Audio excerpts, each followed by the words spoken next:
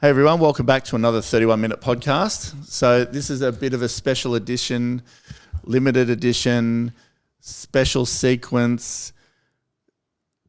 What else is there? Just new show. No, not it's like really. a limited edition episode to get you to actually talk about real estate. It's a real estate one. Yeah, okay. So Jackson put a post up yesterday. We've got quite a few real estate questions coming in. So I just thought we'd quickly do one. I rang Jordan this morning, rang Jackson, said, quick, let's go do a podcast on a Friday, which we don't usually do, just to answer some of these real estate questions so it doesn't fill Tuesdays up with stuff I'm more interested in. So what's the plan there?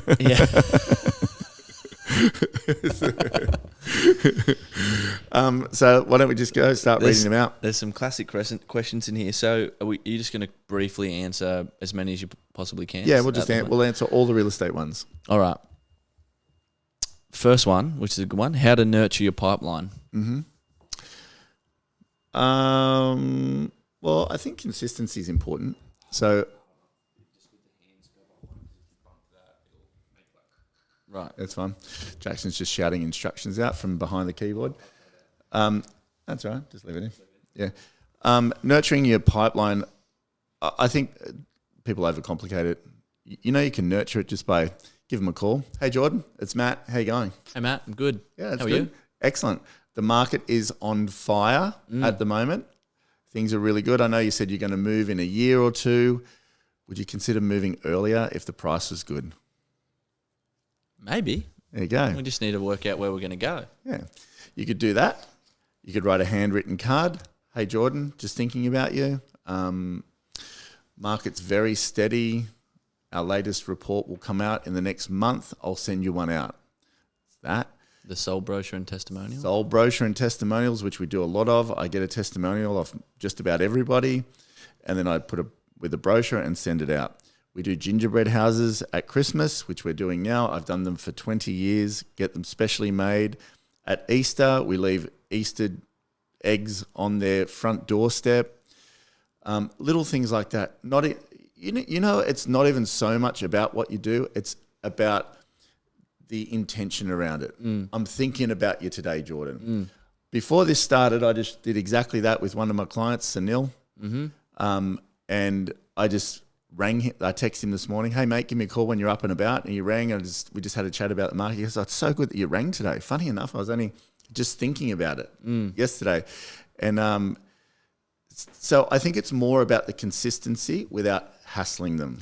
And with you too, what I've noticed working alongside you is you don't have like, okay, today in my diary is my 2-week scheduled call to Sunil. Yeah. It's like you're always looking at your hot list, like what can I say?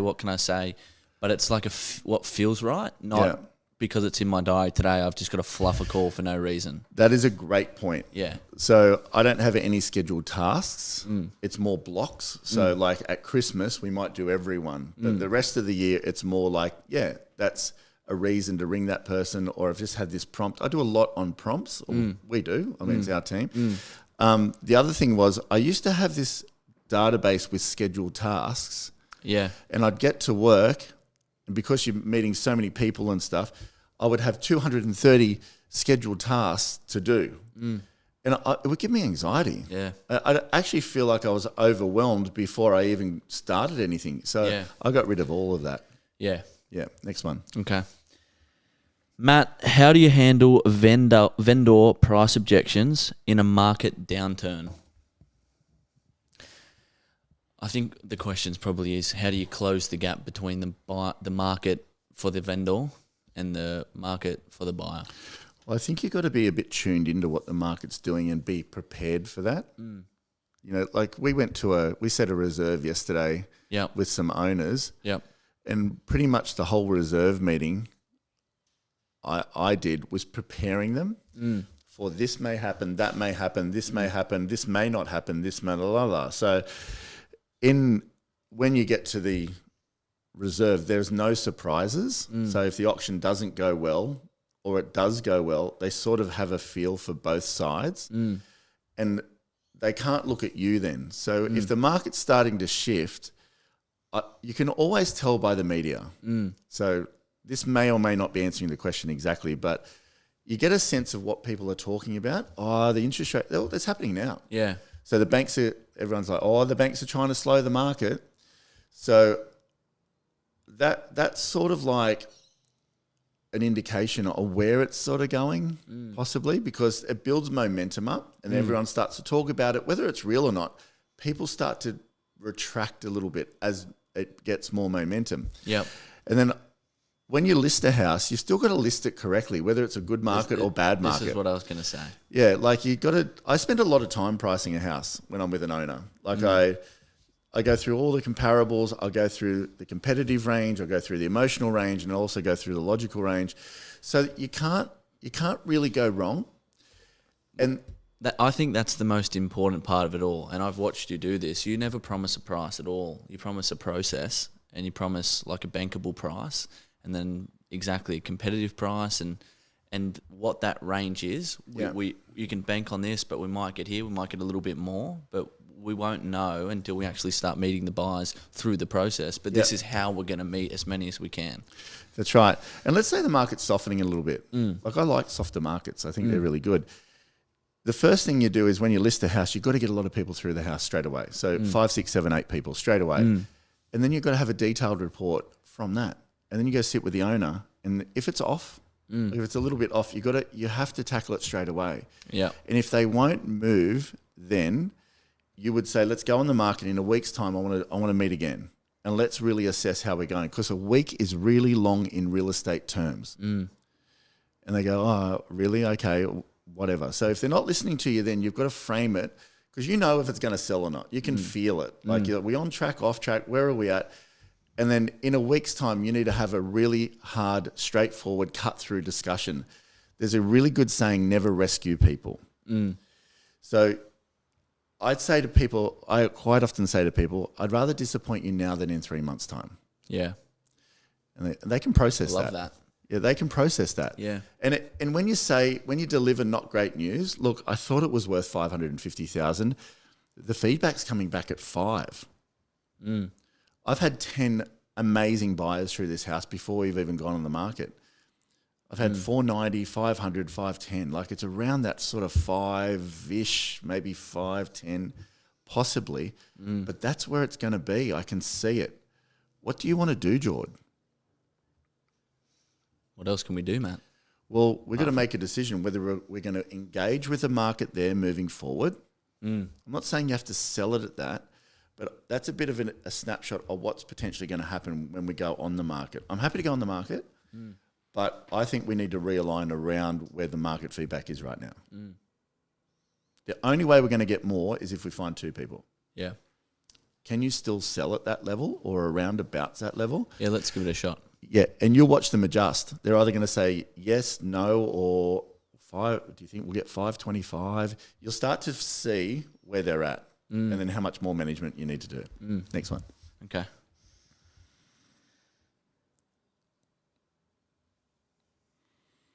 Tips for starting in the industry. Prospect. That's it. Nothing else. I was talking to an agent that started with us about 6 months ago, Lisa, and she goes, this is just too hard. Like, this job is too hard. And I'm like, what do you mean? She's like, I just can't get anything to happen. I ring everyone, do this, do that. She goes, I just can't get any results. She goes, even the one person that I find wanted to list, they listed with me. Not her, because I sort of half knew them. We brought her in the listing. I said, Lisa, you've got to understand. You've been doing it for 6 months, but if you really want to do it, it doesn't matter how long it takes. You just got to keep doing it.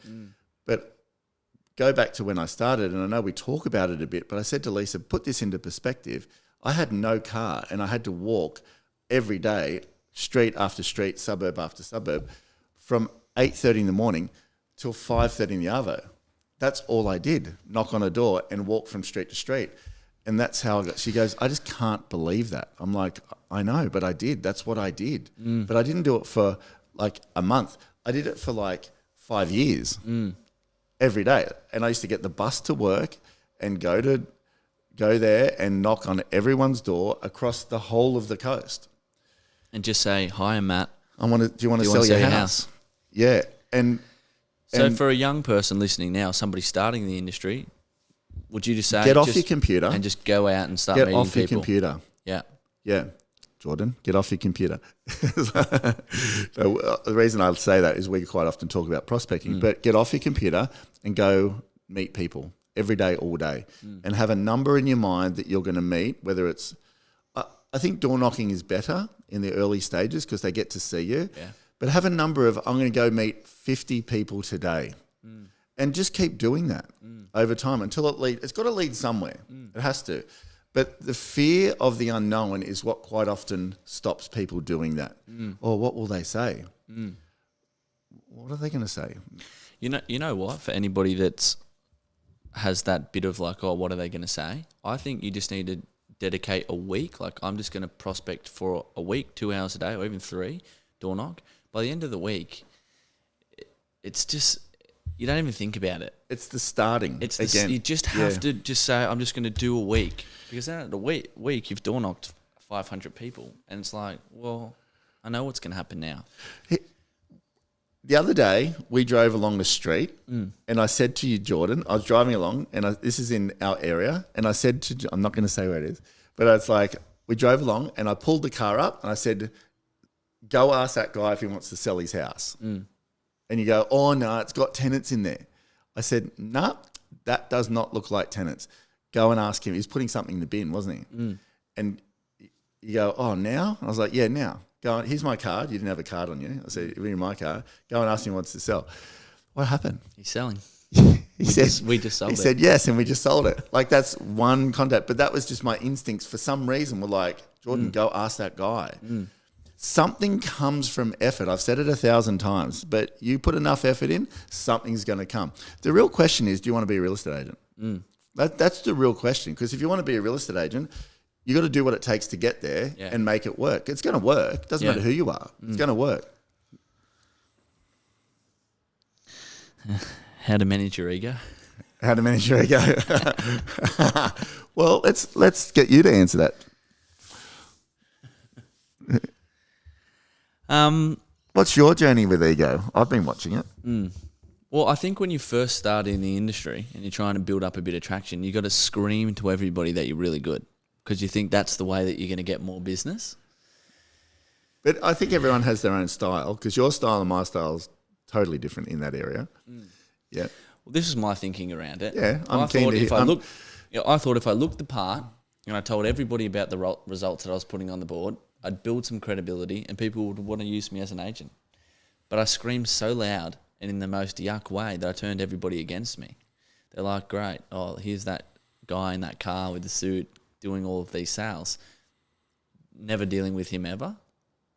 But now it's more like I don't really say, oh, I'm this or I'm that. I just drive a modest car and take a more normal approach. I don't know. I think there's a blend, isn't it? There's a bit of a blend. Well, one of my owners, actually, on that note, did you ring Jay Hunter? Yeah. Yeah, did you speak to her? Yeah, for an hour, yes, sir. So one of my owners was saying, this is just her instincts. She listens to our podcasts. Great client, become a great friend. And she said, I think people would feel, this is your evolution as well. She said, I think people would feel both ways about Jordan. They'd love him or they'd think he's full of himself because he's confident, but a young man who's confident. So I think there is a definite blend between confidence. You don't want to be arrogant, but you want to be confident. I think it's just got to be done in a tasteful way. Yeah. And have you worked that out yet? Or? Yeah.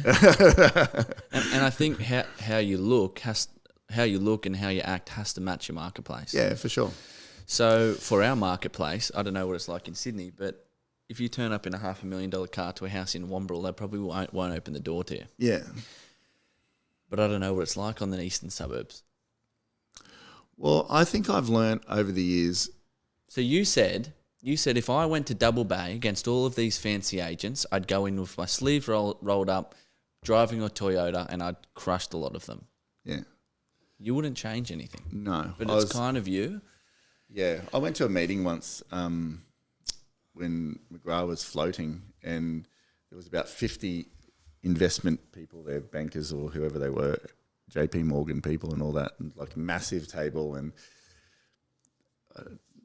the CEO at the time said, can I come? And Ben Collier came and someone else. They wanted us to talk about McGrath. And selling the shares and things, or not selling. I wasn't selling them, but it was just more like giving them an insight into why they should invest. And I turned up at the meeting, and there's in the middle of Martin Place or one of those big buildings, and the CEO said, "Where's your jacket and your tie?" And I said, "Well, I don't wear them at all." He said, "No, you have to." I said, "No, I don't. Like, I just don't wear them." And he's like, "Oh, really?" And I was like, "No, I just don't feel comfortable in it." So I went in the meeting, and I was like making them laugh, like about all the, because I was just normal, like I was just myself. And it was when McGrath website wasn't that great. And one of them, from down the end of the table, is a huge, big, long table, and they're all like there with their pads and their things, and they're dressed, like to kill. And that one of them said, "Well, so Matt, hey Phoenix, tell me about the McGrath website." And I said, "Well, it's not very good." It's like, and the CEO's like looking at me going, "Stop talking, stop talking." I was like, "Yeah, it's not very good. It doesn't work very well. No one uses it." And he goes, anyway, but they were all laughing. And from that moment, they were all like on board, way on board. So do you think it's more important to be real? Yeah, I think managing your ego. Yeah. I think there's a time and a place. Like, I think we all have ego before. Like, I definitely did when I was younger, like your age, and I wanted to be someone. But I think you learn over time that authenticity is way more powerful than And the better, I think the better you get, the less you have an ego. Like you said today, you said to me yesterday, "I don't want to drive a nice car and have this. Like, I don't care what people think of me anymore." Yeah. And you said, "I've got nothing to prove. Like, I know who I am.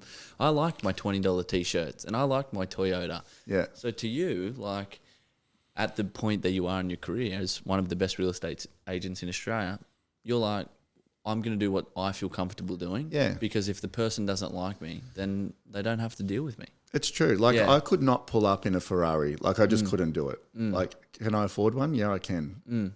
Do I want one? No, I don't. But you like them. Yeah. And I like that about you. Like, you're very open with that, enthuses you. Yeah. Doesn't mean they're wrong or right or anything like that. But it's like, I just couldn't pull up out the front of a restaurant and get out of the Ferrari. I'd just sit in it. And I'd be like, "I'm not getting out." I was like, because I wouldn't want the attention at all. Yeah. Like, I just couldn't do it. So I think, but time in the season, like at a different spot than yourself. But I think sometimes people like that as well. People like the attention. I saw Conor McGregor's boat the other day that he just got made a Lamborghini boat. It's a $3.8 million boat. So he's got nothing to prove. But I think he likes people looking at it going, but he likes nice things. I like nice things too. This is what I was going to say. Like, I wonder what it's like to sit in a Ferrari, and I wonder what it's like to fly really first uncomfortable class in the best plane, and I want to know what it's like to eat that $1,000 steak. Do you know what I mean? See, I'll pay $30,000 for a plane ticket, no problem. I'm with you there, but that's more of my own experience, rather than. Like, that's something I feel like a bit of a reward for. Like, I like that. I never want to turn right on a plane. And you in an economy would be pretty hard in the seats too. Yeah, I actually have to buy a whole row. Yeah, but I just wouldn't want to. Like, I feel like I'd rather not fly than go economy. But that's just my own little reward mental thing. And a nice house. Like, I have a lot of kids. So now a nice house is important to me. Not for anybody else, but apart from them to wake up and they go, "Oh, I like home." Yeah. So those things drive me. Yeah. I hope we answered that question. Yeah. I think back to the ego thing, just do what feels right to you. Yeah. But learn from what Jordan just said then. Try not you to can, You can polarize people. Yeah. How do you plan your days, and what would your daily routine be? Well, we don't. I don't use a to-do list. You and I just go over the day, sometimes the night before a bit, but in the mornings we just run through the day, and then that's it. And we just really, it's about where you're going to fit prospecting in as you get busier. The rest doesn't matter. Yeah. So, I mean, I bang on about prospecting every day to you. You say the only thing that you need to get out of every day is prospecting. Prospecting. That's the only thing you need to plan for, nothing else. So if you don't own that hour of time, and you've been there 100 times, Jordan, already, if you don't lock that in, it so easily disappears. Yeah. And then even when you go to do it, if it's not planned properly or it's not sectioned off, you'll get there and fluff around thinking, oh, what street will I call or what this? And before you know it, half an hour is gone. You might make 2 or 3 calls and then that's why door knocking's heaps better. Yeah. Because you don't have to worry about a list. You don't have to worry about if it's the right person that you're calling. You Yeah. just knock on the door, Pick a street. step back and say, Yeah. hey, I'm Jordan. Have you had any thoughts of selling? Yeah, and with that prospecting thing, not that this has anything to do with the question, it's you like door knocking. Yeah, I like cold calling now. You like door knocking. So as long as you're doing something in that. But planning for the day. Fitness in the morning, family just after that, work during the day, home, sometimes train, sometimes watch a movie with Tara. That's about it. Yeah. Nothing else. Pretty simple life. How to nail an appraisal. Oh, really? How to nail an appraisal. That's a lot of Can you do it, summarize it real quick? Yeah, it's the structure. So as soon as they call, you got to have high energy, engaging. You got to have them feel like what it's going to be like to do business with you on that call. I'm only interested in where they're going. So I always say where are you off to? You know, I don't ask these questions about if I had an X-ray machine and I was doing the area. What do you think your home is worth? What are these things? I don't say any of that. I just say, oh, blah, blah, blah, where are you off to? I really want to understand, are they moving or not? That's what I want to know, because if they're moving, I should know the price. I should know all this other stuff. And then pre-list kit within 30 minutes straight away. And the pre-list kit's got to be good. And then turn up on time, try and engage with them a little bit. And then you and I, we have like a bit of a sequence of 6 things that we follow in a listing presentation. It's price, method, marketing, company differences, negotiation and communication. Yep. And then from that, our follow-up system. Yep. So box of chocolates, card, 24-hour call and a commitment letter after that. And if you haven't listed it by then, they're either not selling or they're not selling with you. Yeah, good point. How to create your vision. I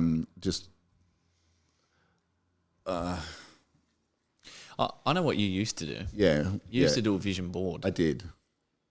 I like a vision board. Yeah. Yeah. Like I always think in my head, I know exactly what I'm doing at 30. I've got 10 properties, I'm partner in this business. I'm writing a few $1 million a year myself, plus 10 million in the team. Yeah. Like I think it's 5 things that it's pretty much in.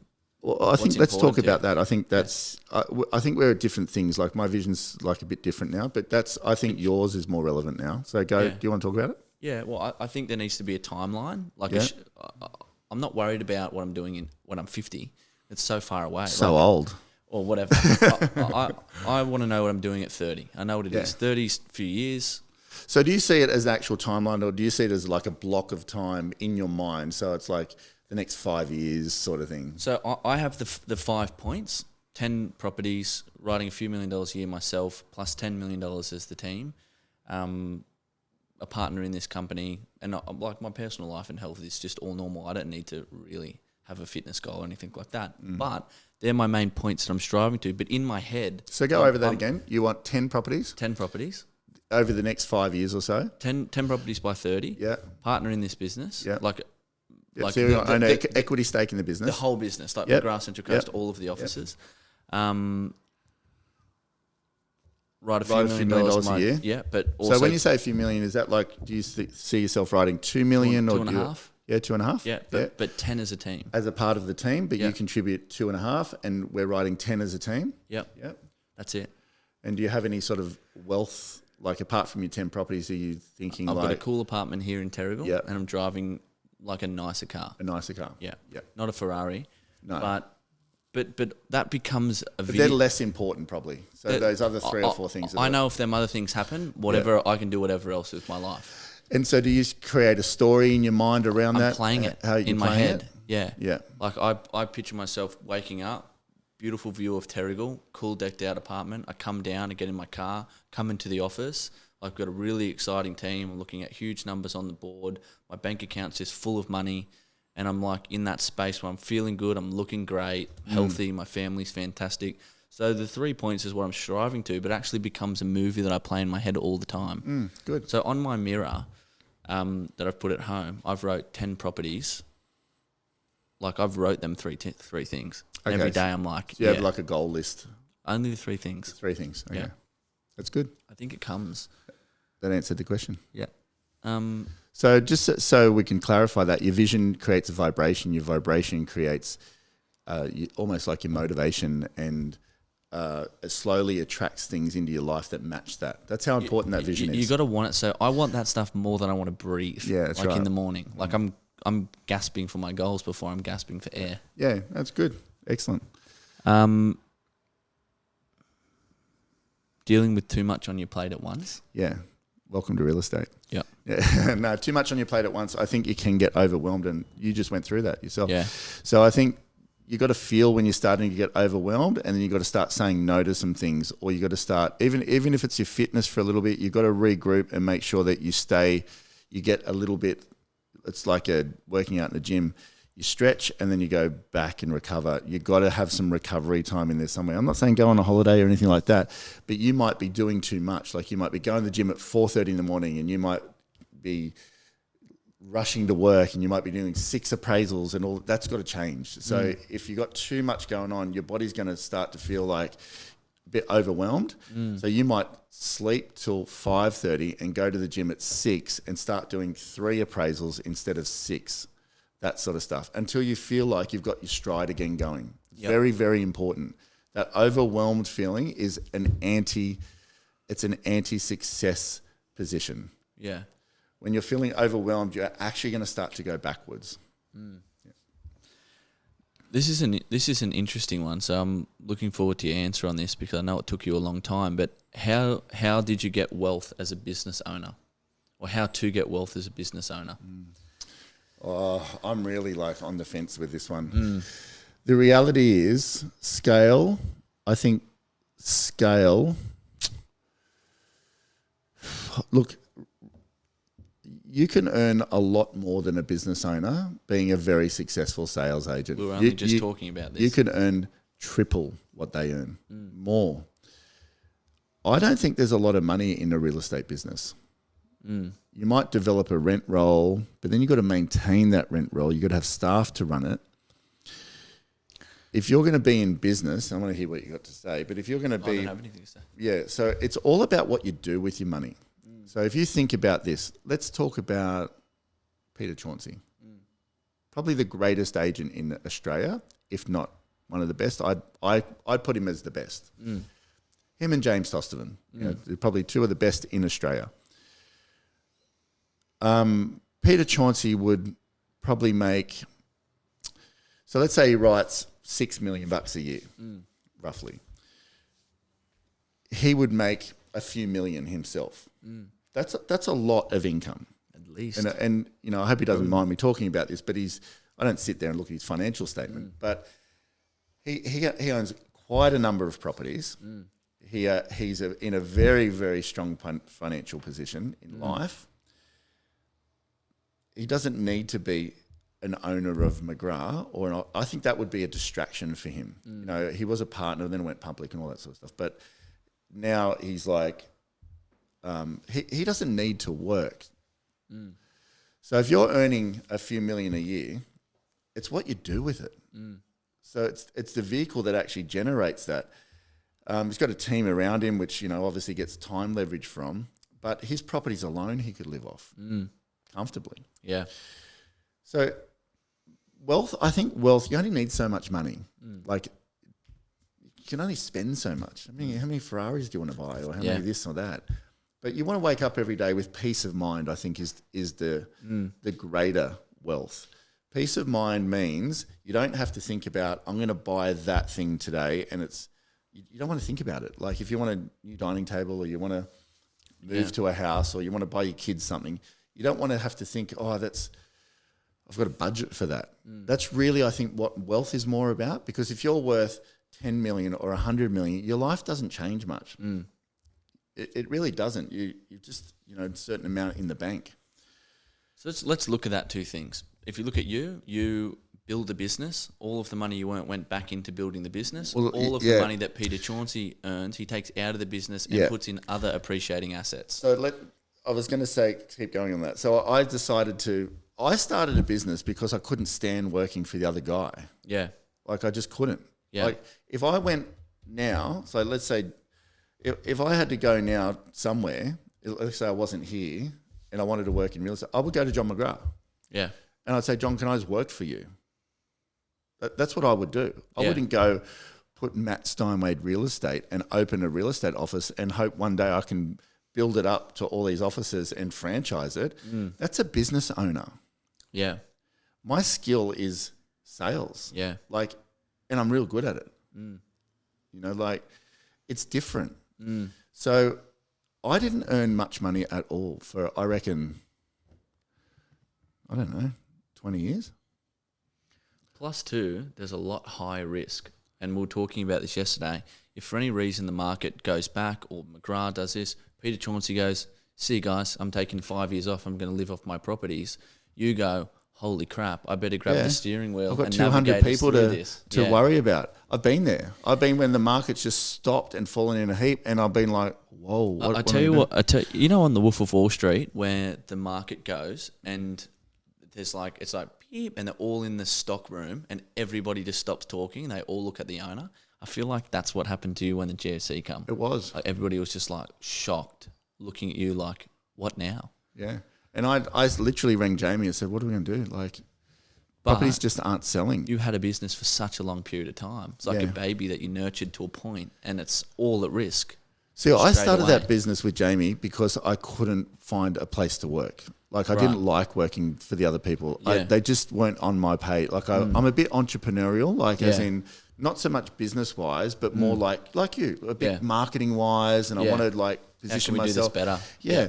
And people need to understand I have nothing to do with running the business. Zero. Like, I don't run the business at all. Like Jamie does. He's a business guy. He really is a business guy. He's a good salesperson, but he's like at the sales meetings and he's running his quarterly meetings and he's meeting with all the people and he's, you know, developing the growth of the business and maintaining all of that. That's a different skill altogether. I'm acutely aware of what I'm good at. So that's the question for this guy now. How do you make money as a business owner? Yeah. Could you make more money as a salesperson, not worrying about you running can. a business? Yeah. Or are you going to hassle staff? Is there enough paper? Who's on reception? This person had a sick day.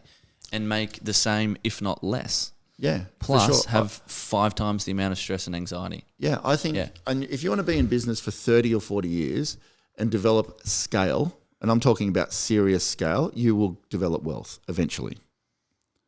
You will. But I reckon Pete Chauncey's model for 99% of real estate agents is right. The only thing I would say is because McGrath went public, so Chauncey, he was attached to Shane Smollin's group, and he was a stakeholder in that. But I like the model, sort of what I've got and what you're going to have and all that. Like, have an amazing team that writes $3 to $10 million a year, whatever that is.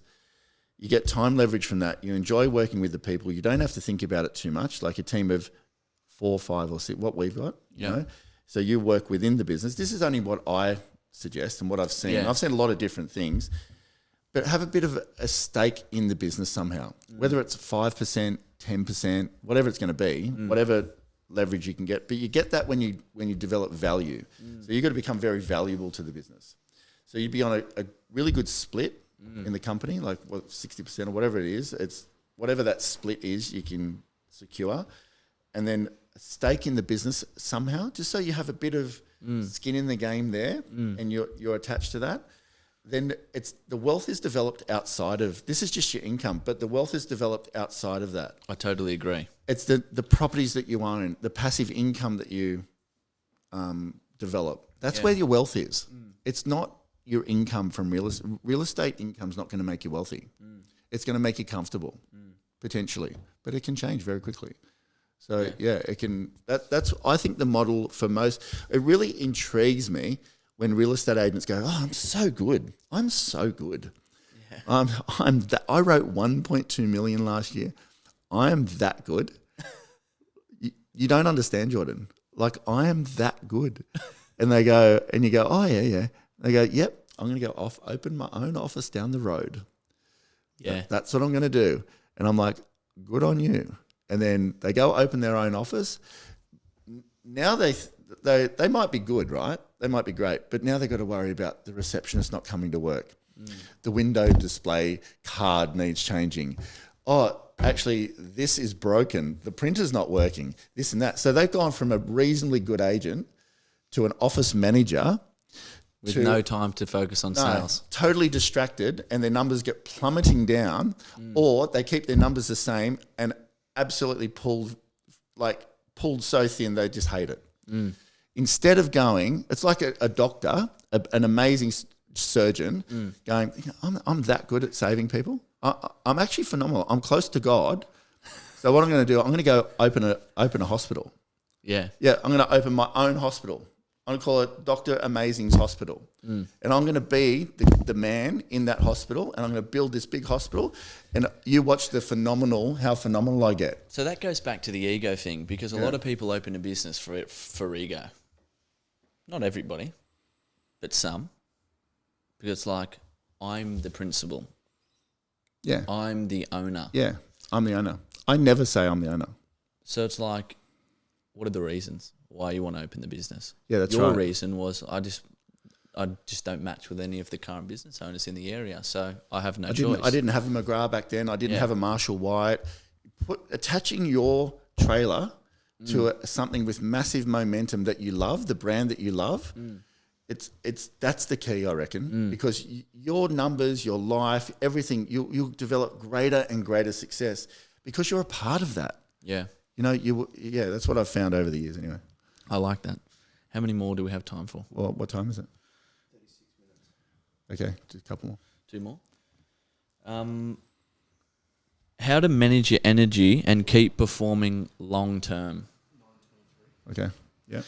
How to manage your energy and keep performing at the same level for a long term. Yeah. Manage your energy. You got to stay fit. You got to stay keen. You got to stay. If you're not keen, you won't last. You got to. I think what you said. Like I just spoke to Peter Chauncey this morning, and we're going down on Friday to sit in a room with his team and our team and reinvent ourselves with new ideas. So I'm always looking for the next energy spike. Yeah. And I think that's what I've done well over the years. Like, marketing keeps you interested. Like, what's the next thing we're shooting for? I think when it becomes like same, people don't like it. Yeah. You know, it like becomes boring.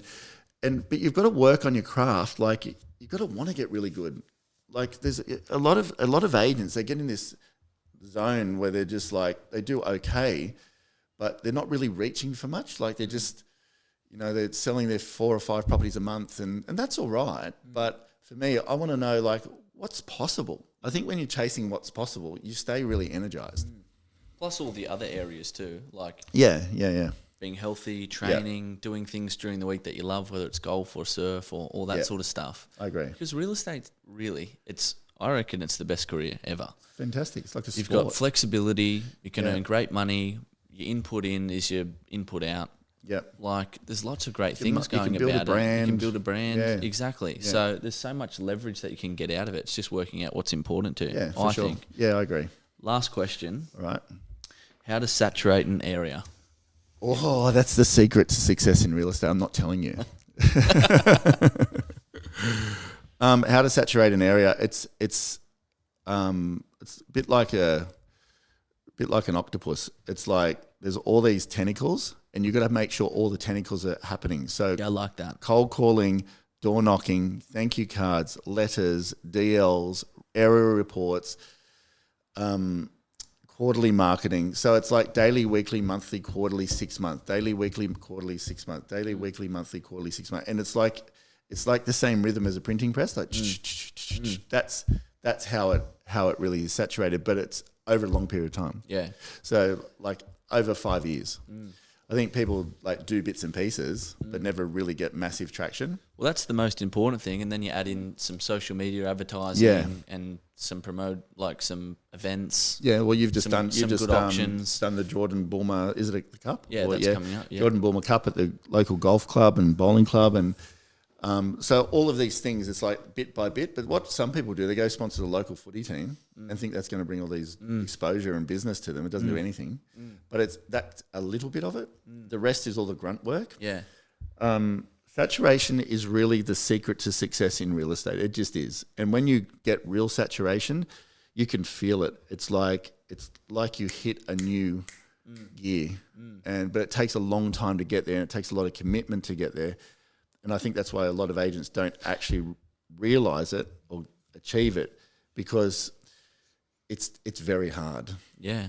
It's such a long-term, it has to become a long-term thought process, and you can't go door knocking for a listing. You can't put a post on social media for a listing. You can't put a board up for a listing. You just got to do it all in good combination, saturate, and it'll come over time, all of the different bits and pieces. It's true. You've got to be obsessed. Like, I think you've got to be obsessed with, we are, marketing. I'm always banging on about it. You know, after all these years even, I'm like, guys, get out, do sign count, do this, do that. But it's all of those little things that add up to be big things. And I think it's the sitting there at night writing your 13 thank you cards. Yeah. Or 20 thank you cards when you don't have to. Yeah. Like, you don't need to. And if you did or didn't, it's not going to make a massive impact today. But in 3 years' time, that one thank you card over a period of time done again and again and again is the reason that they'll choose you. It's the reason for the next 1.5% of market share that you're going to get. So when you get to 50, 60% market share, that's the reason why. It's not that all of a sudden you've been a great lister and you've listed all these things and everyone's just wanted to call you. It's the getting out of the car and asking the guy who's putting something in the bin, do you want to sell your house? We could have quite easily not done that. But we did, and he knew us as well. Yeah. And he's like, oh, I'd see you guys, blah, blah, blah. So, but him knowing us could have been a letter 20 years ago in a card. And the house we sold across the road from him, we'd been working on for my whole career. So it's like that sort of thing, you know. And I like when you say, get out there and plant a seed, because Jordan in 6 years needs that income. That's exactly right. Which is what a great way to think. The relationship that you've built today, you're going to see the benefits out of it in 6 or 7 years. So the ones that we're seeing today are the ones that you planted 10 years ago. Yeah. Which is a cool, that's pretty cool. And that's why I get annoyed if you don't prospect for the day.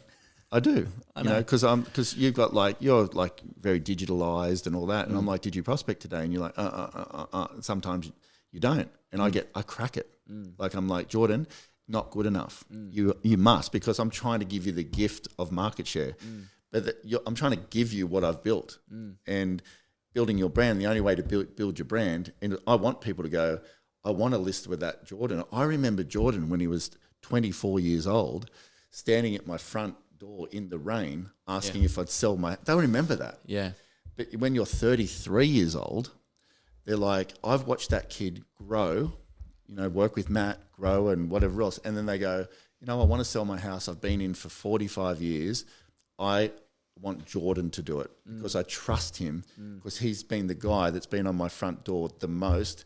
Give me a gingerbread house, give me a thank you card, give me a market report, blah, blah, blah. It all comes together at that moment. Yeah. That's how you build market share. Yeah.